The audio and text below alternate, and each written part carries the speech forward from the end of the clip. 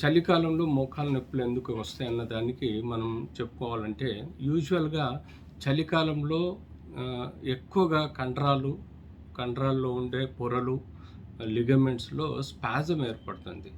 ఆ స్పాజం వలన మనకు మోకాలు చుట్టూ ఉండే కండరాలు కానీ లిగమెంట్స్ కానీ పెయిన్ రావడం మొదలవుతుంది. ఒక కారణం. రెండో కారణం, చలికాలంలో ఎక్కువగా బారోమెట్రిక్ ప్రెషరు తక్కువగా ఉండటం వలన కండరాలలో కొంత అనుకోలేని ఒక వేరియేషన్ వలన మనకు ఈ యొక్క మోకాలు చుట్టుండే పరిస్థితుల్లో సైనల్ ఫ్లూయిడ్లో కానీ సైనల్ మెంబ్రెయిన్లో కానీ ఒకలాంటి పెయిన్ మొదలవుతుంది.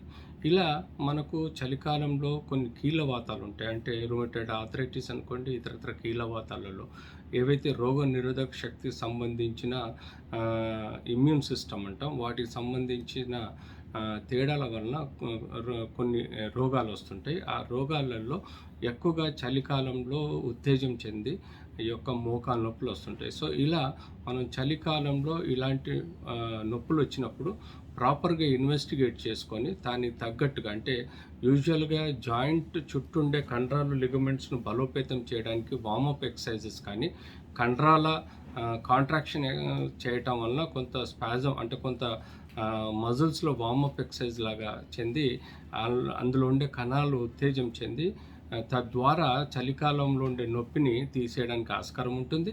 అంతేకాకుండా తీసుకునే న్యూట్రిషన్ కూడా సరైన పద్ధతిలో తీసుకుంటే తప్పనిసరిగా ఈ యొక్క ఇన్ఫ్లమేషన్ని డెవలప్ చేసి కండరాలలో నొప్పి రాకుండా యాంటీ ఇన్ఫ్లమేటరీ యాక్షన్గా హెల్ప్ చేస్తుంది.